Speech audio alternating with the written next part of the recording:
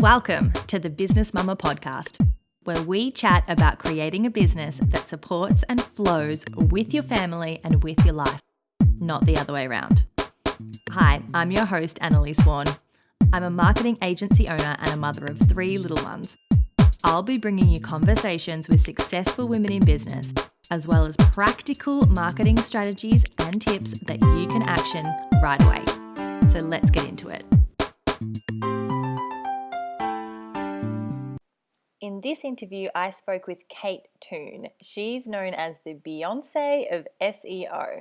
She's a speaker, an author, an SEO lover, and a copywriter. What's really fantastic about Kate is that she breaks down SEO, a really techie, pretty boring kind of topic, and turns it into something that's really tactile and actually can be kind of fun. So I had a great time speaking with Kate. She is funny, she's intelligent, and she is a business mama that is kicking butt in business. So I really hope you enjoy everything you get to learn here, from the marketing side all the way through to how Kate runs her business. With that, I shall hand you over to this interview with Kate. So welcome, Kate, to the podcast. Woohoo! It's lovely to be here. Thank you for having me. You are very welcome. I'm so excited. This has been a long time in the planning. All right. So for those who don't know you, could you just quickly give us a rundown on what it is that you do? Well, I started life as a freelance copywriter after working in agencies for a long time. And now I have 2 core businesses. One is the Recipe for SEO Success, where I teach small business owners and normal humans how to grapple the Google beast and drive more traffic to their websites and all that good stuff. And then I also have the Clever Copywriting School, where I help copywriters build successful copywriting careers. With all of those, there are podcasts and courses and memberships. There's a conference, books, you name it. I've got my fingers and toes in every possible pie. It's rather exhausting. Yes. Exhausting. So you do sound like one busy lady. That is for sure. Yeah, definitely. It's a lot, but and I, like most people probably listening, or maybe I'm a mum and a school mum, so I only have the hours between 9 and 3-ish to kind of squeeze it all in. And yeah, it can be hard work sometimes, but it's enjoyable. Yeah, I think if it's something that you love, then the juggle's worth it. Exactly. So let's go back to the start. Why did you start your business? Well, I was working at an ad agency. I worked at Ogilvy and some of the big advertising agencies in Sydney and in London. And that was kind of all I knew. And I was really desperate to escape that life because it's very stressful. And I had lots of people working for me, and people were always crying, and there was pitches, and I was always getting told off. And it was very, very full on and very high pressure. And I wanted to escape. And I saw my husband, who was just, had his own little business and potted around, and appeared to me to do nothing very much at all. I want that lifestyle. But as many people will know, once you've got used to a certain level of salary, it's a bit scary to give that all up, especially if you're the breadwinner, which I was. So I wanted to leave desperately, but I wasn't brave. I didn't take a leap of faith. I actually got pregnant, and I was contracting at the time at a really great day rate, but I was contracting, and I obviously couldn't continue to contract, and there was going to be no maternity leave. So I was like, oh poo, I have to quickly come up with something, because I can't work in agency and have a baby. It's 12-hour days. My baby would have had to go to daycare at 6 weeks, which is a fair choice for people who want to do that, but it wasn't the choice I wanted to make. So I left 5 months pregnant and set up a website called katetoon.com and just started doing all the things. And my main goal, my business plan for the first 2 years, was to just make some money. That was it. Just make money, however I could make money, basically. Yeah. So you did your website, and then from there, how did you go about getting the money in? Oh, well, it was honestly, the website was terrible. It was black with like red flames going up the side. I don't know why I was thinking. And I pretty much just said I could do anything. I was just like, I'd worked in agencies, so I'd managed copywriters, graphic designers, developers. I'd done project management, I'd done information architecture. So, it's not like I came to it and before that I'd been a plumber. Like I did know roughly what I was talking about. So I was just like, I'll build a website for you. And I went out to like all my friends and said, does anybody need a website?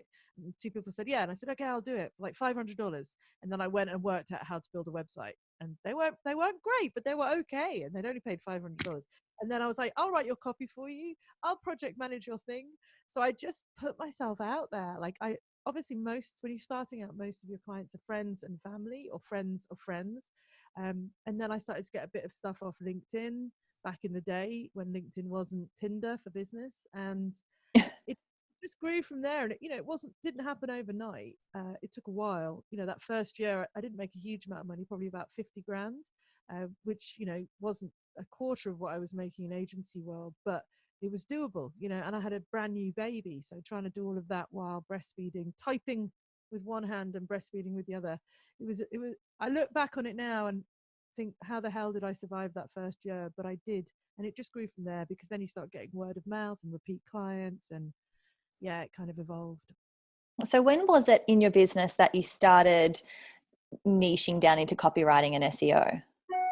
It was very much in the first year, because I realized I was a rubbish designer and a terrible web developer. And I have slightly one night stand approach to clients. I like to do the work and then I like them to kind of go away, which isn't great, especially if you're a web developer, because people want you to come back. They want you to maintain their site and look after it. And I just wasn't interested in that. So I've always loved writing. And that's where I kind of went to. And then I'd done a lot of SEO work. And in Australia, 11 years ago, there weren't that many other people offering SEO copywriting. It was a niche. Now it's not a niche. So, and there weren't very many women in that space. So that was another point of difference. So I did that in the first or second year, like towards the end of the first year. And that made a dramatic difference, because then I was a specialist. And you always pay more for a specialist than you do for like a regular GP, don't you? If you're going to go and see a brain surgeon, you're happy to pay a fortune for it. But your GP, yeah, maybe not so much. So specializing was really, really key. And it enabled me to like go after bigger clients and big brands. And yeah, so it wasn't SEO is definitely not a passion. I didn't grow up thinking, oh, I'd love to do SEO, but it was recognizing there was a gap in the market and that I could fill it, I guess. Yeah. Yeah, for sure.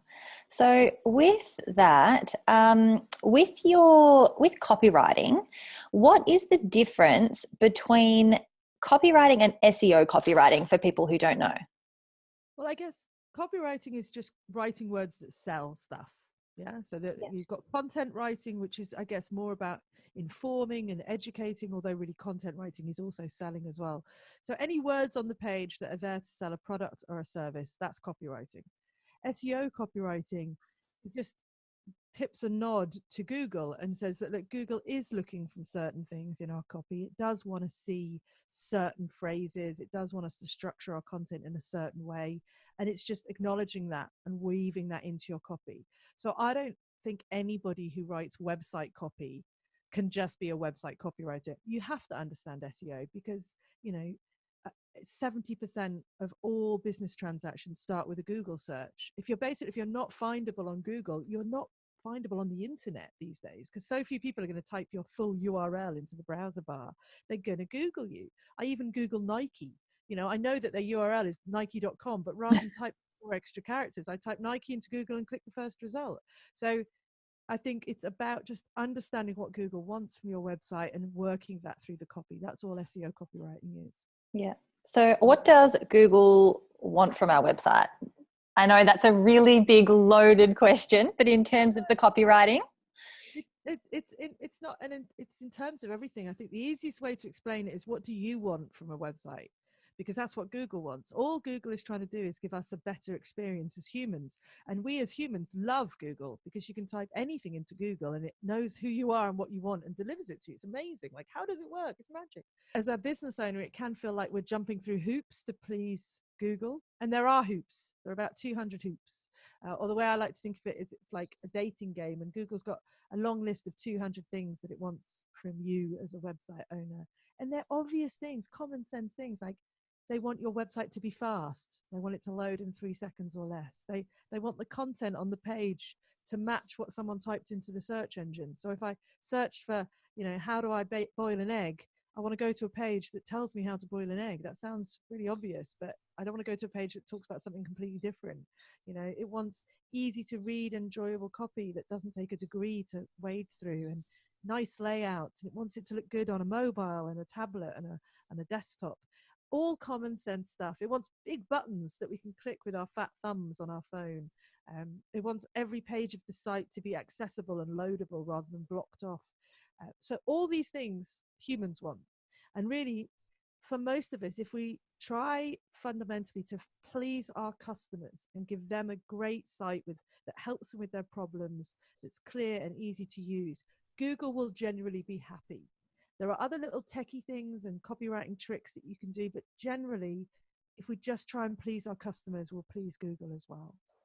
Yeah, so all coming back to that user experience. Yes, exactly. Yeah. And thinking what would I want, trying to put ourselves in the shoes of our customers rather than a lot of websites, and you'll see this when you're browsing the web, it's all like banging their own drum. It's all like, we are this and we are that and we are awesome. And I sort of say that they don't pass the wee test. I like to call it the wee test because it's well, but it's not about you, it's about your customer. So trying to turn everything around and go, well, less about us, what can we do for you? We have 20 years experience. I don't care. So what?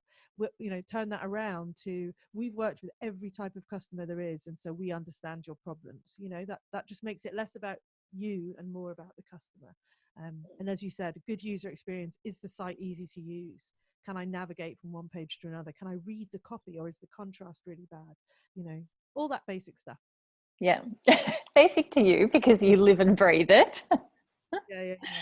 I guess common sense stuff. Common sense, definitely. Yeah. Most important thing is to say there is no magic juju. There's no magic sprinkle dust that I sprinkle on websites and suddenly they start to rank. It's literally just, following a common sense list of things that you fix on your website. And they're things that, you'd think most people would have done. But, I still go to websites that take 15 seconds to load. And it's like, what are you thinking? You've got an image on your homepage that's 200 megabytes because you just uploaded it to a photographer. And to me, that sounds obvious, but you don't know what you don't know. Yeah. And suddenly shaving 10 seconds off your site speed, you can jump to page one. But if you don't know that, you don't know it. And I think too many people think SEO is some really complex, technical, highfalutin thing that they will never be able to get their head around. And it's just not true. Most sites, it's the basics they haven't done, not the top end stuff. And most sites, if you're not in a super competitive niche, if you're not like Commonwealth Bank competing with NAB, you don't even need to do the top end tech stuff. The basic stuff will be enough to get you enough leads and traffic for your small business. Because how many leads do you need a week? How many sales do you need to make? I mean, unless you want to be a gazillionaire, you can get to that mid-level of SEO success with just the basics, to be honest. Yeah, that's a really great point. Thanks for sharing that. Being a bit encouraging here, be Yeah, encouraging. exactly. Yeah, it doesn't have to be a really big deal. Yeah. Okay, great. And so you talked a little bit about what you do in your business. What does that look like? So you said that you have to work between the hours of 9 and 3, and that's now at school time, but maybe take us through what your business has looked like and how you've worked it around being a mum. Well, it's been challenging. I mean, I'm very lucky. I don't know if I'm lucky, but my partner also works from home. And very early on, I was like, if we got to do this 50-50, like you're not going to be I'm not going to be the little woman and you can be the breadwinner. And that was helped very early on by the fact that I made more money. So that gave me a bit of power in the relationship. And let's be honest, there is always that power play between you do this and I do that. So it's pretty much 50-50. And I do have one day a week where I do nothing. I don't do the school run or the after school run. Do nothing. Don't cook, nothing. The reality is that it's never 50-50, I think, and I'm going to say something sweepingly sexist. I think a lot of mums do more than dads, even when it is 50-50. It's the mental load thing. It's the appointments and the birthdays and the remembering it's book week and things like that. But in terms of time, it's pretty even. And so, yeah, I just really make it work. I'm very disciplined. I have a to-do list. it doesn't always work. I do have stressful times. When I was closing down my service business and building my passive income business, there were some late nights, there were weekends, there were early mornings. But now my week, it's pretty regular. You know, it's an average day. I sometimes take time away to go and speak at conferences. That's really quite disruptive. Um, it, and the thing is, people say, oh, you know, you have to try and balance home life and business life. It doesn't work like that. I'll have months where my work gets more of me and months where my family gets more than me. It's never a perfect balance. And one of the biggest things for me was giving up on that notion of balance and giving up on the notion of guilt. You know, my son's very lucky. Both his parents work from home. He's never had to go to before or after school care. But yeah, sometimes he is sat in front of the television when I'm doing a conference call in my office.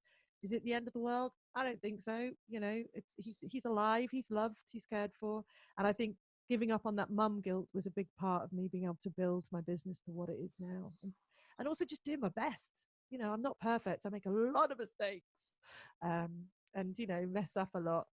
And there's things I'd love to do that I can't do because I simply don't have the time.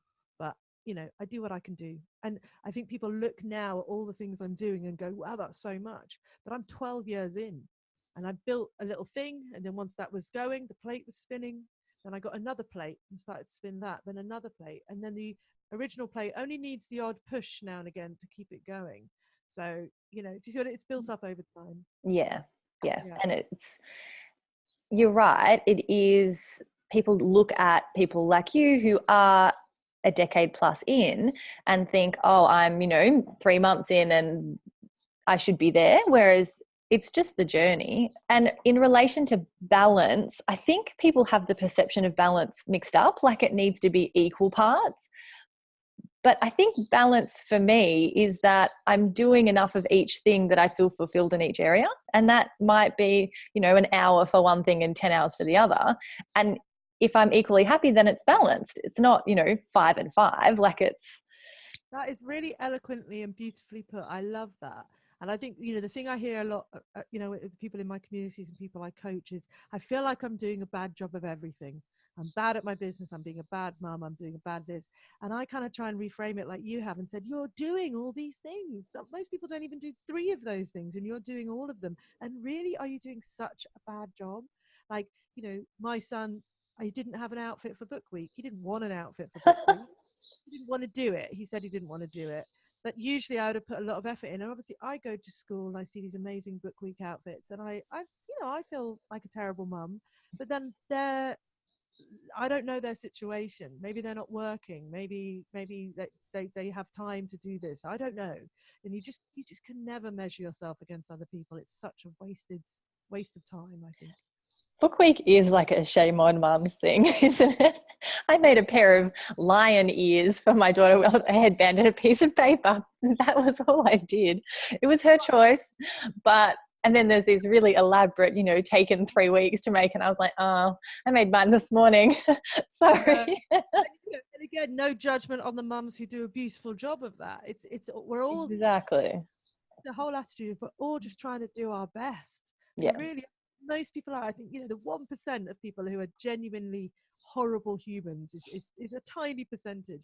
All of us are trying to do our best, and if you judge everybody with that kind of kindness, it takes the pressure off yourself as well. I was like, look, I've written a book and I talked about you in my book, Orion. So you are being a character out of a book because you're in my book, so you can go as yourself. So post-rationalization, which he was happy with. So yeah. That's so funny. Cool. Yeah. Agreed. I very much agree. All right. So what is the best thing about your business right now? What do you love about being a business owner? I've had a tough morning, so ask me this yesterday. Not loving it. Not living it right now, but I will again in a minute. I guess I love the freedom and the creativity, and I love the fact that I can invent something, especially in the way that I work now. So I'll be like, I'm going to do a little training about how to do lead generation. I'm going to make a little template for it and give people a color by numbers lead generation piece that they can create and put on their site. And I can put together a PowerPoint and a training, make that PDF, put it in my shop, and then sell it. and just watch it sell. And it's amazing. Like, I made a thing, someone bought the thing. I love that. I've always been a frustrated, crafty person. Like, I'd love to be able to go to a market and sell tea cozies or something. But my online business is essentially that. I like to make things, I like to create things, I like to solve problems, and then I like to watch people buy them. It's lovely. So I love that creativity and the freedom that I can decide exactly what I want to do today. I mean, unfortunately, there's this other horrible Kate Toon who commits me to things weeks ahead. And then I'm like, I hate that person because now I have to do that thing. But generally, me, myself, and I have a pretty good business when we're all agreeing with each other. It's pretty cool. Yeah. And I was one of those things. Sorry, prior Kate Toon this morning. Podcast.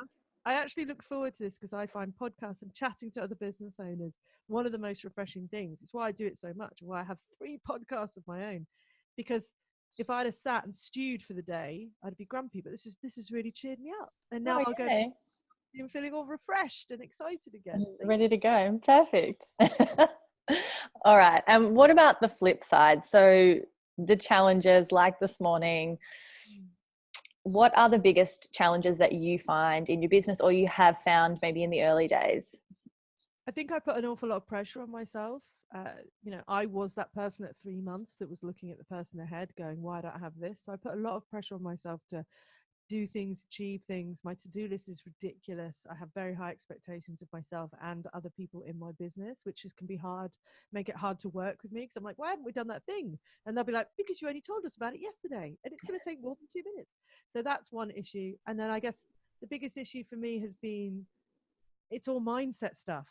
It's not the practicalities or anything financial or whatever, because I think those are all overcomable. It's mindset stuff, comparing myself to others, feeling inferior, feeling like an imposter, being jealous of other people's achievements, getting copied and dealing with when people copy my ideas and then realizing that possibly they didn't copy my idea, they just came up with it at the same time. So it's all mindset stuff. My biggest issue in my business is myself. Can I swear? I'm an Sure. arse. I'm an asshole. I can be a real asshole to myself. Wake up in the morning and go, that was rubbish. Why did you do that? That's her thing's much better, and she's doing this, and why aren't you doing that? Like, it's me. I'm the biggest problem in my business. So, I sound like a complete lunatic, don't I? I've already said me, myself, and I, but sometimes I have to give myself a good talking to. But like everybody, we have good days and bad days. We have good mental health days, bad mental health days. We get busy and stressed. We have other days where everything just flows and it's like it's magic. The words are flowing from our fingers and things are selling. And I think now, having been doing this for as long as I have, I learned to just, on my bad days, just accept that and go, you're not going to do anything good today. Just write this day off. Just do some spreadsheets or tidy your desk and let it go, because tomorrow you'll come back and it's a brand new day and you'll have your mojo back. So yeah, those have been my challenges, just being an asshole, I think. Yeah. That could be the subtitle for the episode. Yeah. Why Kate Toon is an asshole. There we go. People will be going, yeah, she is. No, you have crazy raving fans, lady. No, I have some. I have some non-fans as well, and that's been a big lesson for me as well, to not take the praise or the criticism, take either to heart. Yeah. Because you get a little bit up your own bottom when people are saying nice things about you all the time, and then you get to this kind of eddy high point where you're like, oh, everything's great. Then when someone does say something negative, you've got further to fall, because you're like, oh no, but this person hates me. So now I just try and take a middle line, and I'm grateful and gracious with the criticisms and the negative, the positivity as well. So, just keep your little bubble and don't let any of it get in, I think is really important. Yeah, and come back to your expectations of yourself and how you feel about your work. Yeah. Yeah. Actually, it's come up quite a bit in the different podcast episodes that I've done about how much having a business really puts that big mirror in front of you, and you see yourself in a totally different way, because you're not relying on anyone. You can't pass the buck along. It's all you. It's because of you, good or bad. Yes, that's so true. It's because you've got no boss and no team, and you know, that mistake you make is your mistake to own and to live with, and that's that win that you have is really yours as well. So it's you know, it is a huge roller coaster, it really is. And especially, you know, I do think it's a more of a female thing, but I know a lot of male business people as well, it's hugely emotional. I don't think people realize how much having your own business puts you through the ringer emotionally and mentally.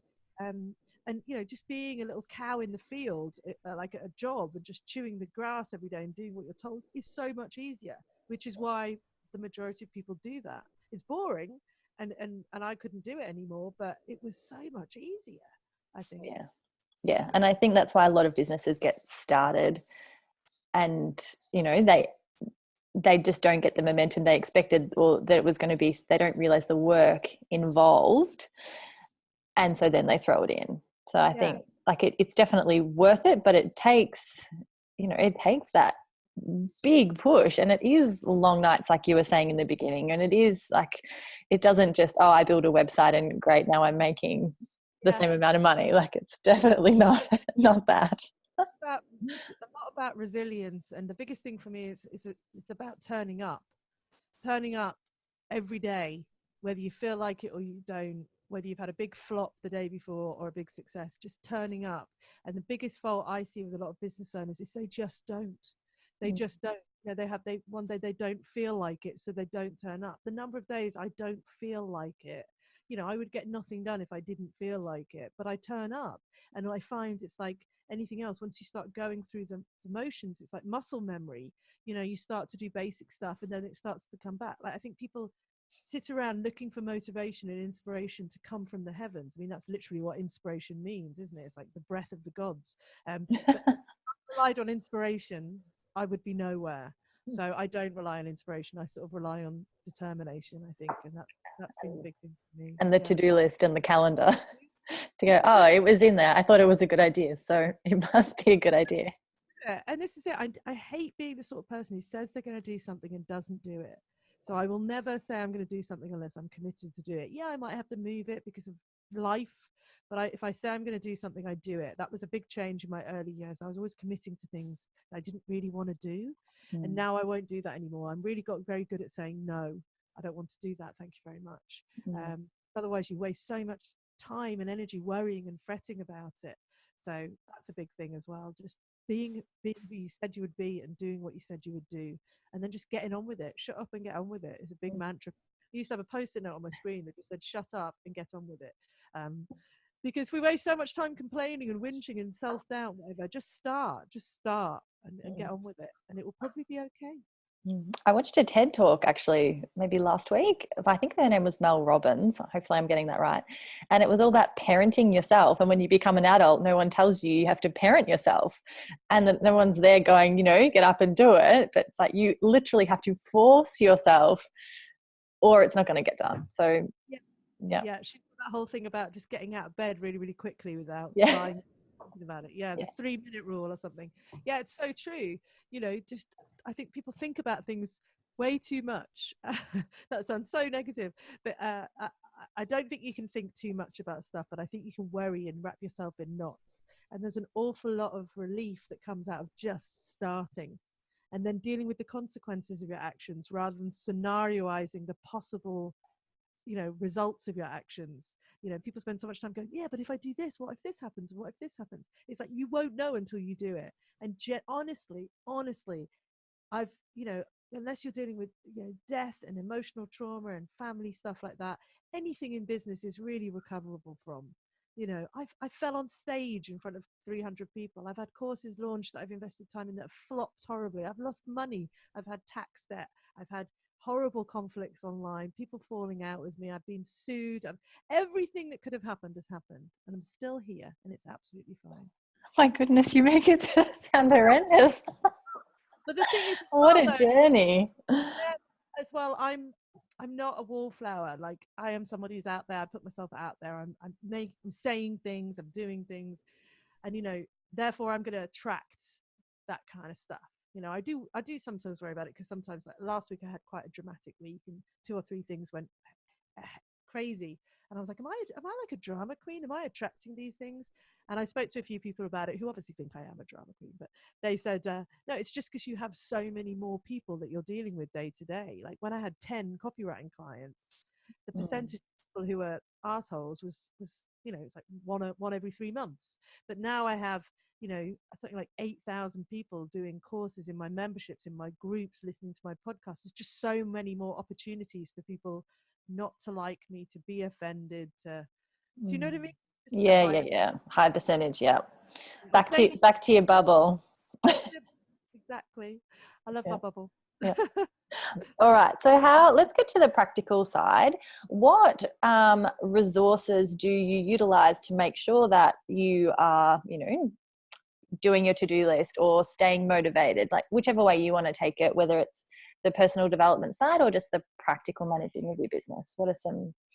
Well, I use some apps to keep myself structured. So I'm a fan of Asana and Slack. So I use Asana to kind of put every idea that I have and every project that I want to do in there, and it's just dumped in, and then I can organize it and schedule it and look at it relative to other things that I have doing. I use Slack to communicate with my team. I do have a team, so that is very helpful. I have an amazing business manager called Leanne Woff, who does about 20 hours a week for me, and then I have 2 other virtual assistants, a graphic designer, an editor, 3 web developers, an accountant, a bookkeeper, all of whom are subcontractors who I use little hours of those people. So I have a great team of people who can help me with stuff, which is huge. In the early years, for the first 6 years, I had no one. I did it all on myself, on my own. And that's just very stressful because like I'm not good at everything. I'm rubbish at numbers. I'm really bad at accounting and stuff. So having the team is really important. In terms of how I get stuff done each day, really important thing is I don't use my inbox as my to-do list. Lots of people will open their inbox and go straight into reaction mode where they're responding to other people's needs. I don't do that. So at least the first hour of the day, I try not to open my inbox. And I work on the to-do list that I made the night before. Because at the end of the busy working day, you will look and go, I didn't get that one thing I really needed to do done today. So that's going number 1 on my to-do list for tomorrow. And I have this whole thing about lick that frog. Have you heard of the book Eat That Frog? There's a book called Eat That Frog, which says, do the thing you least want to do first. Because it's that, in the morning, most of us are our most cognizant, our sharpest, got the most energy. And we need to tackle the most difficult tasks then, not squander it on email and social media. So I don't usually eat the whole frog, but I give it a good lick in the morning. And I don't want to do. Then I open my email inbox, start responding. And I just work through my to-do list. And I use the Pomodoro technique. Do you use that? Yeah, actually our working technique sounds really similar because I'm the same. No inbox, Pomodoro, Asana. I mean, I can't work like that every day. So I try to keep Mondays and Fridays pretty empty. And those are my days where I can work at a slightly different pace. I don't have any coaching calls or podcasts or anything. And I can be a bit more creative and let my brain slip sideways a little. But Tuesday, Wednesday, Thursday, I am on from 9 till 3 or 9 till 6.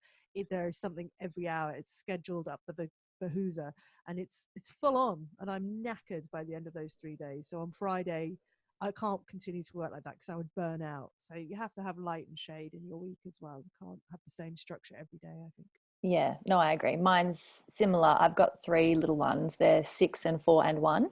And so so I only get 2 full days without the kids, and then the others I'm working around nap times. And I mean, hubby and I have a digital marketing agency, so we both work from home, and so it just depends who has the most work. But yes, there's definitely my light and shade is either work or kids Yeah, normally. I mean I take my hat off to you if I was wearing a hat. That's a lot. I don't know how, wow. I found it all got so much easier when Orion, my son, went to school. Not just because it was actually fewer hours because it wasn't fewer, but there were days where, daycare where I didn't pick him up till 4 or something, and then but it's the mental load is different. Again, I'm obsessed with mental load. I think I've mentioned it about 5 times. But at school, I just felt like he's looked after. It's different, no nappies, no tantrums, no, I don't know. It just felt different.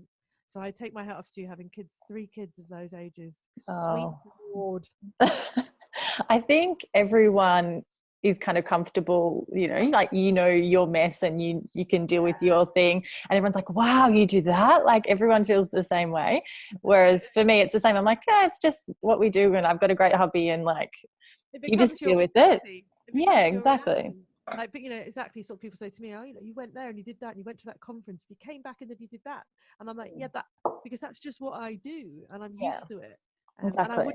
I would get bored if I didn't do that. Like if I just did every day the same, I couldn't cope with it. But yeah, you're totally right. It's amazing what you can get used to, isn't it? It's Yeah, amazing. yeah, it is. Yeah. All right, so let's just take a little bit of time to talk about copy. In terms of resources that you recommend for getting great at copy, or if you're sitting down to write your website, like where do you start? Look, it's a challenge. Everyone thinks they're a good writer because they could write essays at school, and it is a challenge. I think there's obviously courses, there's oodles of courses out there on Udemy and paid courses and good courses. I think a big part of it is really being a bit self-aware and going, is this something I want to do? Am I genuinely good at this? Am I passionate about words and editing? Do I enjoy the process of writing, not just having written something? It's a very big difference. People who are successful marathon runners don't enjoy just winning. They actually enjoy getting up at 4 a.m. every morning and running. They actually enjoy that. Otherwise, they couldn't keep doing it. So, do you actually enjoy the writing? And then I think it's literally just practice and reading it back to yourself, using tools like Hemingway app to check your readability and how well you've written it, getting a good editor and proofer to review your copy and look at the mistakes that you consistently make, because everyone has flaws. And I'm obsessed with saying that and so. Like I put so and that in every sentence, and my editor removes them. And he removed them so many times that now I broke that habit and I don't use them. But it really does come from practice. I did copywriting at an agency, for big brands like American Express and Qantas. And yet still, I look back at the blog posts I was writing when I first started my business. They were wretched. They were appalling. And some would still read the ones I write today and think they're not that great. So it's a process. Um, and it's not necessarily about being a brilliant copywriter, especially if you want to be a copywriter for a living. It's not necessarily about winning awards and being fabulous, writing something that's absolutely exquisitely put together. For me, it's always been more about the connection that you make with the customer. Like a good piece of knowing copy that has humor and that's relatable, for me, is much better than some, grammatically correct, perfectly eloquent, intricate piece of copywriting genius. My copy may not be beautiful, but it works. It's like, it's usable and doable. So I think it's just confidence, knowing your audience, knowing yourself, and trying to find your voice, which sounds so Oprah Winfrey, but trying to inject you and all your little idioms and weird sayings and the swear words that you like and the adjectives that you like, really bringing that. Because a lot of the copy that I read is just vanilla. It's well structured, it's grammatically correct, and it says what it needs to say, but it is just bland and boring, and therefore it makes no connection. And I just, I don't feel any love for that brand or that individual, because I don't know anything about them from their copy, and their pictures are all polished and everything's so polished that I want some grit, I want a bit of grit. I think that's really great advice. Yeah, Mm. I think you said that really well. That yeah, I can really relate to that, and I think that's going to be really helpful. So thank you for Yeah, that. cool. You've got to Yeah, try and bring your personality. A lot of the yeah. websites I look at, I always say I could swap the logo at the top of this website and it could be someone else's website. Like there's nothing here that says anything about you as a human. And especially as small business owners, our businesses are ourselves. That's the difference. If I want digital marketing, I could go with some big fancy Uber agency. I could go with HubSpot. I could go with whatever.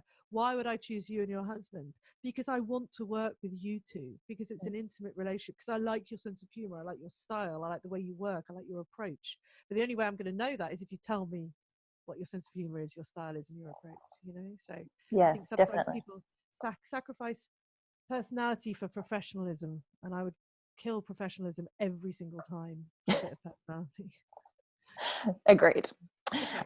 And and what if they don't? What if someone doesn't want to write their own copy? How much can someone expect to pay for a copywriter for their website? Well, I've actually, I don't know if you know this, but it was a beautiful, thank you for the promo. I just produced a guide called Recommended Rates for Australian Copywriters. If you Google that, you'll come, and it's a downloadable, Yeah. and it's got rates. So, a junior copywriter will be charging anywhere between 50, 60, 70, 80, $90 an hour, a mid-level 80 to about 120, and then a top level 120 up. The sky's the limit. Do you know what I mean? You can charge because you're in demand and you have experience and won awards, big brands. There's kind of a cap of what businesses will pay, and people will pay different things for different types of copy. So blog posts, you can't charge a lot for a blog post because they don't have high perceived value. But a sales page, a page that could earn you $1 million, ultimately, if you write it well, that has a high perceived value, so you can charge more. So, most copywriters these days will ask for a brief. They'll ask what you want. Is it a website? How many pages? What's going on those pages? What materials do you have? Most copywriters these days will come back with a fixed quote. They'll say, look, it's 5 pages. It's going to be $1.5 grand. And that includes this, this, this, and this. And then you negotiate. You're like, well, I only have $1,000. And they'll say, well, maybe we do 3 pages and see how that goes. And we could do the other ones later. And like anything else, like design and development, it's a negotiation, I think, to some degree. You don't want to be like bartering in the street, like in some kind of Tunisian souk, and I think you have to be respectful, but it's all about negotiation to some degree, isn't it? How much you want the job and how much you want them to do the job for you. So, Yeah. And coming back to that personality. Yeah. And who you think can actually express that for you. Yes, that's the biggest challenge, I think. And that's why I win a lot of clients through my website because they like the tone of voice on my website, which is my tone of voice, and they want that for their website.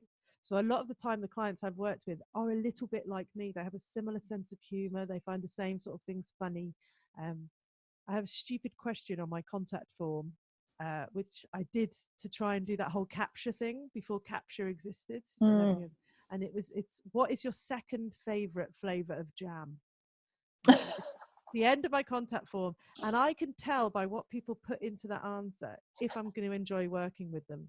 Because if people put, I don't understand this question, or I don't eat jam, then I think you're not getting my vibe. But if people put like, is peanut butter a jam? Or I like pearl jam, or someone once put, I like toe jam, which honestly was just like, but I knew they were going to be fun. They went away, they went along with it. I'm not, it's little signals like that. So the more you express yourself in your marketing materials and your website, the more you attract customers that you're going to enjoy working with. And if you enjoy working with a client, you do better work. You just do. Yeah, because you enjoy talking to them. And so if you put out this super professional, stiff-lipped kind of attitude, you're going to get that kind of client. And if you're not really genuinely like that, you're going to hate life and hate doing the copy. So again, it's just so important to put yourself out there as you, not who you think people want you to be.